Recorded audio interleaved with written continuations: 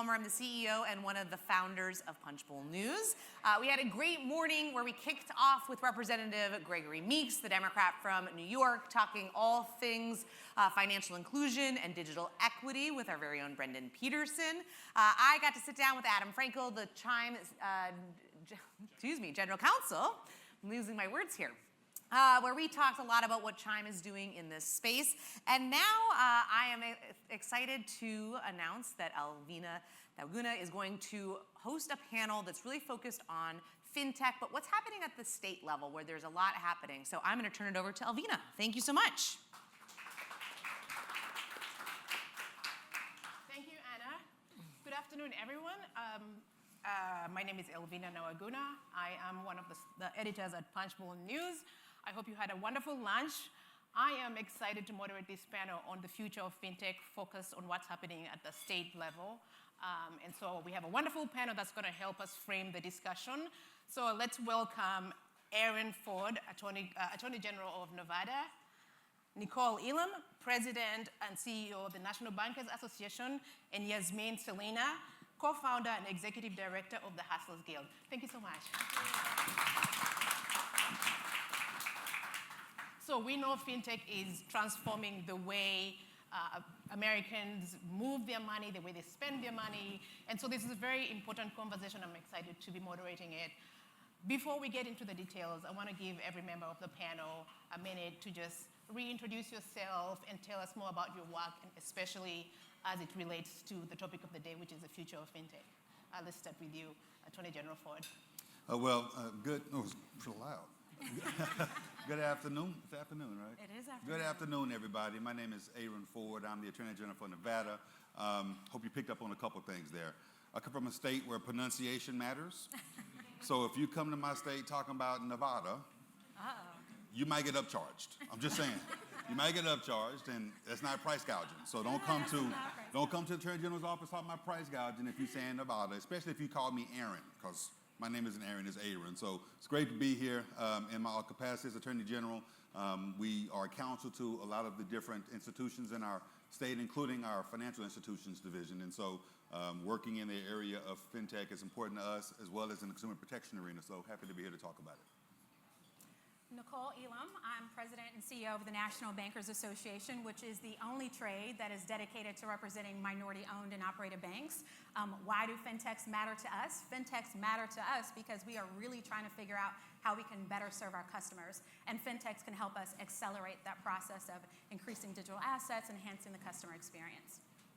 Hi everyone, I'm Yasmin Selena, co-founder and executive director of the Hustlers Guild. We are a community-based organization headquartered out of Washington, D.C.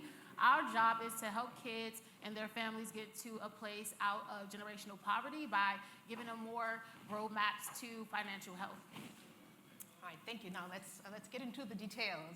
Attorney General Ford, how is fintech reshaping lending practices in your state, particularly for small businesses and underrepresented communities? Yeah, well, it's a great question. And before I was Attorney General, I was in the Nevada State Senate. And that conversation has always been one that reverberates throughout the entirety of our state. I come from a neighborhood where access to cash, access to banking was not easy. And in fact, a lot of my family members would utilize some of the services that were payday loans or whatever the case may be. So I understand the utility for a fintech entity to be available to people who don't have access to traditional banking, and I'm certain that you can understand that as well. And so in our state, we've always looked to be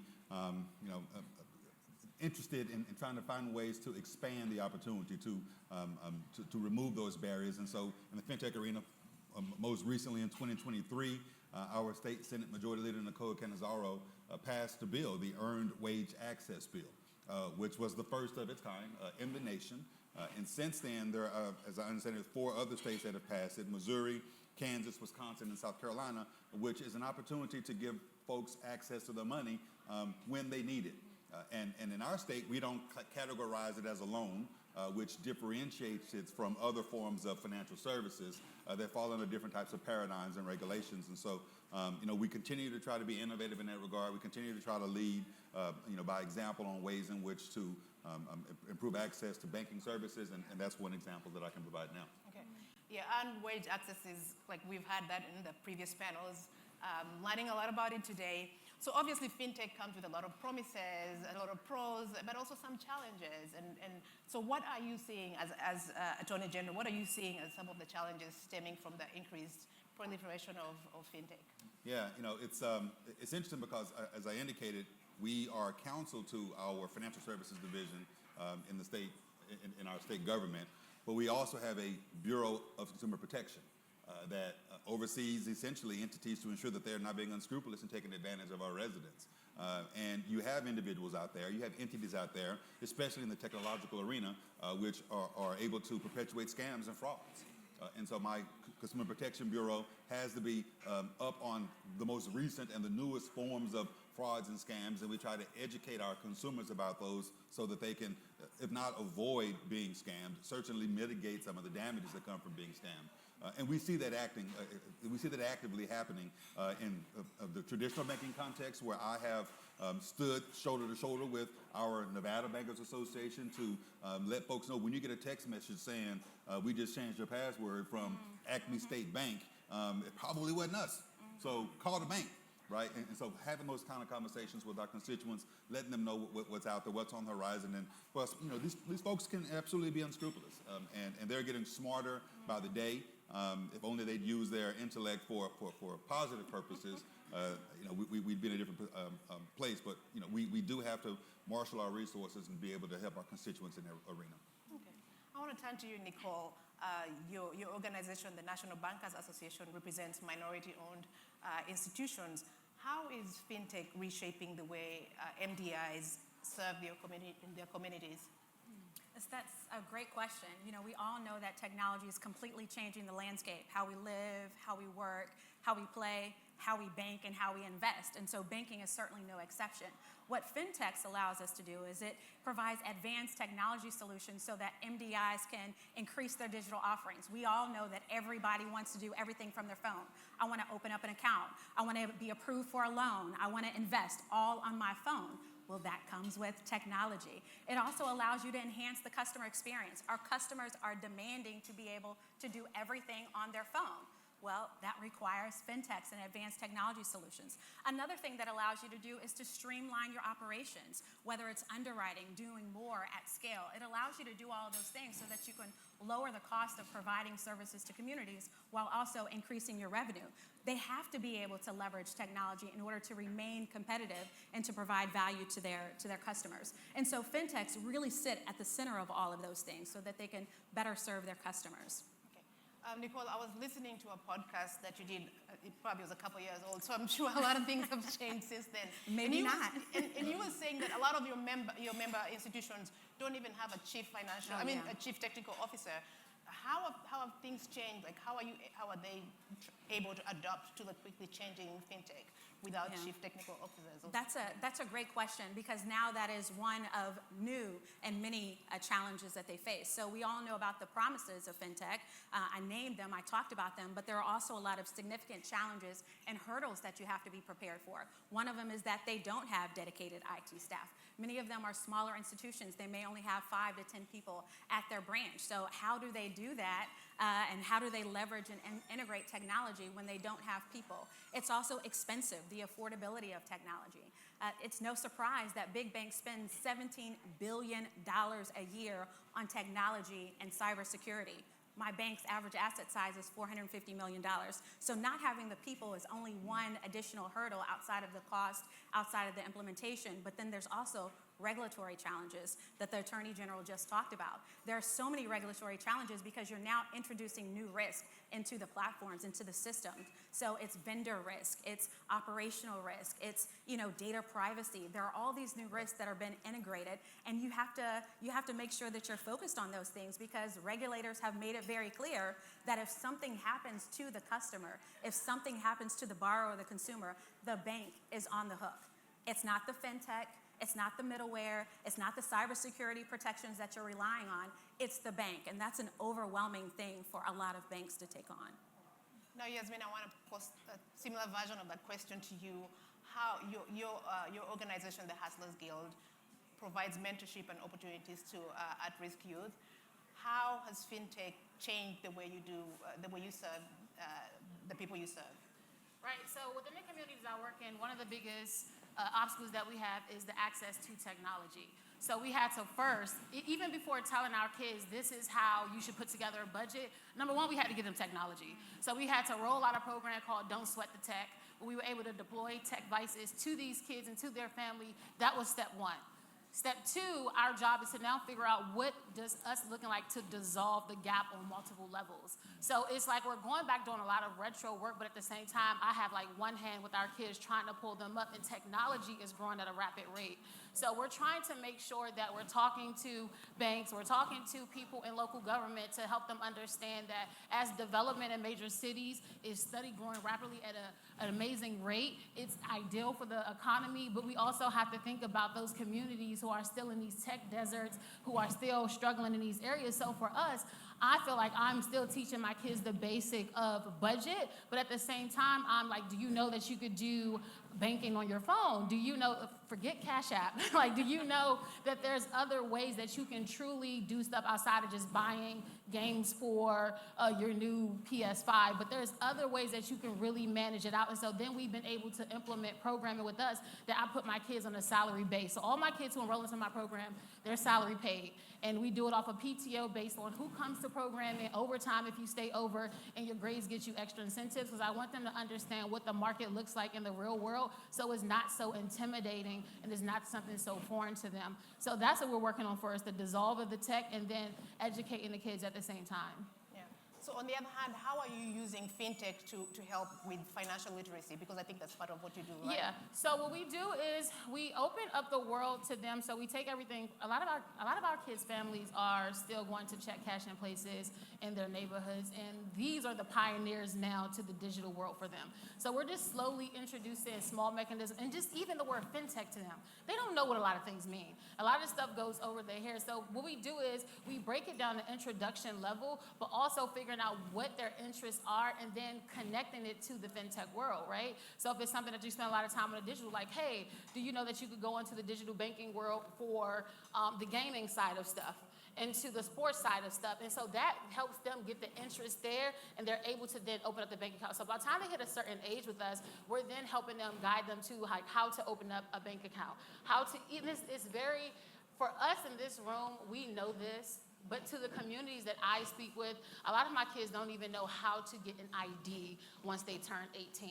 So I am like digging up so much just to make sure that they even feel comfortable within the space that they're in to even go on their phone and open up something. Because, you know, at one point when you open up an account, you have to scan your ID card. And they're calling me like, how do I get that? What do I get? My school ID doesn't work. So being able to just be able to work with like a Chime, and being that they pour so much into us, we're able to pour back into them and say, hey, this is the way that we can do things. And then those are the experts there that can come and actually talk to them more fluently about like online banking and fintech. And it's such an interesting point. A lot of it has to do with comfort. A question that I always get is, well, why are people using check cashing places? Well, because people are comfortable with it. Right. It's easy to use in a way that fintechs are easy to use. They walk in, it's like going to McDonald's. I see all the costs. They're clearly outlined. So it's a very user-friendly experience. And so the more that we work with students, the more that we work with consumers and borrowers to make financial services user-friendly and easier for them to engage with, I think the better we'll be. Yeah. And the education component can't go understated. You can't focus on that enough, and I'm glad to hear that you're beginning with the youth. Look, when I was in school, we were talking about balancing checkbooks. Yeah. Right? Yeah. Learning how to use the register, right? I forgot how to do it now. And I wouldn't be able to teach my kids how to do it. And so My mama can show you. Okay, all right. So, I mean, what you're doing is commendable, and I'm glad that you're engaged early at that level, because not only does that level of education help them just be more financially savvy, it also helps us as regulators because it makes them more amenable to receiving information that we know that they can digest. Right? We don't have to start at a level of, like you said, getting an ID first before you open up an account.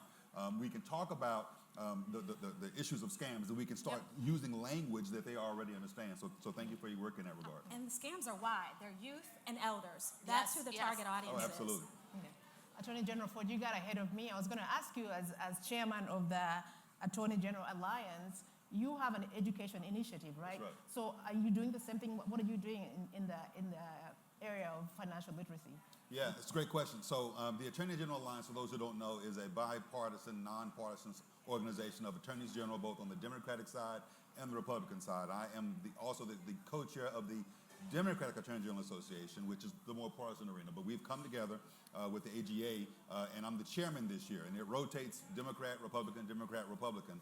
And our policy, or our initiatives, so to speak, are usually oriented toward bipartisan approaches. And my initiative this year is consumer protection through education.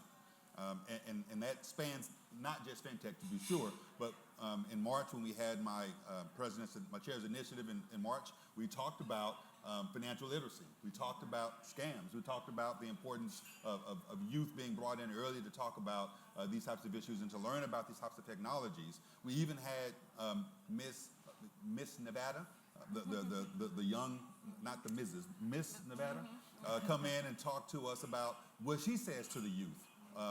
And so that's helpful. And again, trying to get out there and talk to the constituencies, to talk to the youth, talk to our consumers about these issues is of the utmost importance, because it helps us do our job a lot better. Okay. And then obviously as a regulator, how do you balance the consumer protections with supporting innovation because we want innovation, question. right? But how do you do that? Fantastic question. Let me give you an example. We just passed earned wage access. Like I said, we are one of a handful of states that have done that. And as a general matter, I am typically aligned with the CFPB, the Consumer Financial Protection Bureau. Not this time. They just came out with regulations that would call earned wage access programs essentially loans. And they want to require some disclosures, things of that sort. That's too onerous from our perspective. And certainly in the context of emerging technologies and in the financial technologies arena, finding out ways in which to stand with consumers, to protect them, because our regulatory structure does that, but also recognizing the need for innovation for these technologies that come in, that disrupt things, and just being open and honest about it. Yeah.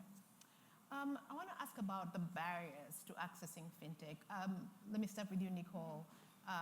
What barriers do you face in accessing? What barriers do the communities you serve face in accessing fintech? That's a great question. So we surveyed our members, which are, again, minority-owned and operated banks, and 69% of them said that they wanted to leverage fintechs. But only 23% of them were actively pursuing fintech partnerships. When we asked them why, the two biggest reasons were cost and regulatory concerns. And so that's the biggest barrier that we have with taking advantage of these fintech solutions that can completely help them change how they service their clients. When it comes to the regulatory concerns, again, I mentioned this idea that they are very deliberate in how they approach it, because if anything goes wrong, they're on the hook. Many of them are leveraging fintech solutions for small dollar lending. If you're a bank, it costs, particularly if you're a small bank, it costs a lot on your staff to do a $1,000 loan or a $100,000 loan. But if I want to leverage fintechs, I can maybe do that underwriting very quickly. But as soon as that fintech is in the paper for anything that has nothing to do with the safety and soundness of the bank, maybe it's just their stock prices decline, maybe something happened with the seat, whatever it may be, outside of a synopsis type of situation, whatever it may be, if they're in the news, guess who gets a call? My banks from the regulators. And now everything is off the table. And so it's really challenging for them to invest time and resources in moving forward when there's so much regulatory compliance issues out there. And there aren't a lot of places that have regulatory sandboxes, which allow you to play in the space without you being hit. And then the cost. Again, it's just so cost exorbitant for them. The training, the staff, the technology upgrades that you need, because many small banks have old and outdated technology. Well, I can't take a new shiny thing and plug it into something old without having to fix all of the infrastructure. So cost and the regulatory concerns are the two biggest areas that we find to be barriers. Can I just jump in on this real quickly? Because look, it's important to have relationships with folks. Right. You've heard the saying, it's not what you know, but Who you know. It's more than who you know, it's who knows you. Yeah. 'Cause you know Truth be everybody. told, right? Because a lot of people know Aaron Ford, but if I don't know you, then it really, it's not a mutual understanding there. And so if I hear Acme Corporation, Acme Bank has engaged in a practice that has, I've gotten a complaint about. I don't know Acme. For all I know, Acme does exactly that to everybody. Yeah. They may very well be an unscrupulous organization that takes advantage of Nevadans, and I got to come get you. But if Acme Corporation and I have had a relationship where we've worked together, we've stood shoulder to shoulder, you reached out to me when you've had issues on the horizon, or I've reached out to you, then I can, if I get a complaint, then I can think, that doesn't sound quite like Acme. Yeah, let me call. So let me call Acme right quick and see if they can address this one issue with this one constituent. And if it ends up being more, then Acme will address it to be sure. But it's not what you know or who you know, it's who knows you. And I encourage all of you to get to know your regulators. Absolutely. So that we can know who you are as well and be able to have those conversations. That's the biggest advice we give to our banks. Before you try anything with a Chime or whomever, make sure you go and you talk to the regulator. Lay it out. Talk to them before they hear about it and come talk from a consumer or complaint, or before it shows up in an examination. Right. Yeah, Jasmine, what barriers your community is facing, and what are you doing to try to solve the problem? Right, so I think it comes down to multiple levels. The biggest ones that we have is the curriculum, right? So I always have to, just the regulations, all we're not even there yet. Yeah. We got to start back to the basics with us. And so with us, it's like, what is on the curriculum? What are they learning? How can we improve that? What is what other organizations have accessibility to our kids? And then past that, what does the roadmap look like? Who are the SMEs that are a part of this? And so my job is being that I am from the community that I serve, but I also have a wealth of knowledge. And like you said, it's about who knows you. Luckily enough, I've been able to work in federal government for so many years, so I'm able to have former colleagues into these different positions, and I'm also able to sit on the table with them like, okay guys, so what are you actually doing in the academic level? But not for your promising kids. I'm just talking about on a basic level, right? So I'm still working in states such as Alabama, Mississippi, and you're talking about those school teachers there are making less than $35,000, right? And their school districts don't even have enough to sustain the kids and curriculum-wise to educate them on other things, just because it's so behind the big cities that we live in. So I have to go and talk to the Board of Education. I have to talk to the council members. I have to really sit down and say, like, what are you doing to service your population? How can we change the curriculum? When was the last time the curriculum was updated? And so in the side of DC that I work on, there are only 2 banks that are there. There are almost 100 bank locations in DC. On my side of town, there's only 2. How can I now convince these kids to have a relationship with people that they never seen, touched, felt, and that's a part of their day-to-day life, and generations, their parents, their grandparents, their aunts, their uncles don't have a relationship that gives them that trust that they can walk into the check casting or the liquor store or Walmart, whatever that's on their side of town. So we're starting literally at the base and entering into a space that we're educating the educators. We're hopefully speaking with people who are open to innovation, and we're making recommendations based off of our relationship as an organization. So I'm able to say, hey, school teacher, like, don't fret. Being that I'm a change maker for Chime, they have this new curriculum that's rolled out, or they're open to coming in and doing a session with you all, and maybe we can find a way to upload and enhance the way that you're teaching the kids. So these are the ways and the connections that I'm looking for the private sector to build back into the local communities, to make sure that our kids are at least getting exposure and education to the more simple things that everyone else seems to know, because then they feel like an alien outside in a world where everyone just rapidly moving, and they're now isolated in a sense, and that becomes the intimidation, and then they don't want to do it. Yeah. So just to build upon that, what opportunities do you see for fintech companies to partner with organizations like yours to empower young entrepreneurs especially? Yes, I say focus on organizations who are doing the work in certain areas, but also have able to amplify the messaging that connects solely with what your mission is. So if it's something that you're looking to build talent into your organization, or if you wanted to just get literature out and you're having an obstacle with that, but find those people on the community level that can be the translator for the community, so they can now digest that information. It doesn't go over their head. And so I think that's the biggest part about sometimes, like, everyone's very well educated, they know so many people, but are we really doing our job if we're missing the mark of the people who do not understand? Because the people who get it, you get it. But if you don't get it, what happens? And then I also have to think about my first gen kids who are here, and their parents barely speak English. So you may have an 11-year-old advocating for a family of 10. Right. Yeah. And so are we doing our job with making sure that the information is getting out to them so the intimidation is not there and they're not holding on to their money? They can make firm decisions when it comes to them financially. And that could be with purchasing a home. A lot of them are renting stuff, right, through someone else, subletting. But how are we actually empowering them to make sound decisions for themselves that everyone else in this country work hard to do, but they're not getting that information because we're not really sitting there thinking about what the word inclusive actually means. I'm going to, I'm getting the signal here, but I want to make sure we talk a little bit about economic mobility. Let me start with Nicole.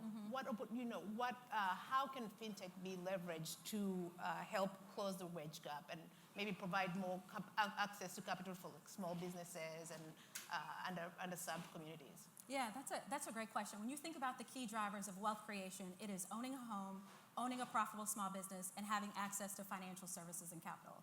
And anything that fintechs can do, and minority banks sit at the center of all of that because they are helping people buy homes, build businesses, save and invest in their future. And so anything that a fintech can do to allow MDI to do what they already do better, more efficiently, I think that's the solution, because what they bring to the table, minority banks bring to the table, is the human touch. They know the communities. They know the fact that people are probably renting, but I can look at other data to make sure that I can lend to them. I can leverage other data sources because they're not credit invisible. I can actually see that they have stuff.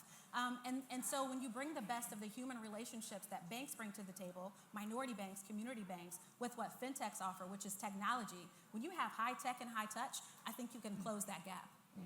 Attorney General Ford, I know you have something to say, so I'm going to let you have the last word, and also if you can add some takeaways that you want people to know, especially in terms of what opportunities fintech presents. So I'm just going to go back to what I said about getting to know your regulator. That's a takeaway, a key takeaway. And I'm not just talking about, calling them when there's a problem. Like, get to know them, figure out what their priorities are, go to events that they do. If they have town halls, be engaged and be involved. So that's a takeaway. What I was going to say, and I won't presume to know the struggles you have about the educational front. I'm going to offer you what I imagine, though. I used to be a teacher, and I was also in the legislature. And you're talking about financial literacy. You're talking about curriculum in a day and age where most folks only want to talk about reading, writing, and arithmetic. Yeah. And the teachers themselves are already, I'm talking about the dynamics of the problem, right? Because I want you to understand. You're shaking your head, yeah, like you understand. But I want you to, this is a dynamic issue that has so many different facets to it. In the educational context, you say, how can y'all partner? But fintechs need to be talking to the school boards and to the teachers' unions and explaining to them that we think this is an important key component to a curriculum that is either missing or that is there but needs to be augmented. And so that's how you're going to begin to touch those who otherwise don't have the education about this. And I don't mean in a pejorative sense; they literally just don't know. And it takes that form of effort where it's a collective reaching out to try to address some of these very key and important issues early on. Okay, so get to know your regulators. Don't just call when you have a problem. Right. That's a good note to end. Thank you so much, Attorney General Ford. Thank you so much, Nicole. Thank you so much, Yasmin. That's all the time we had for this panel. I want to thank Chime for making this conversation possible. We're going to take a quick break for community and networking, and then we'll be back for our ambassadors panel. Thank you so much.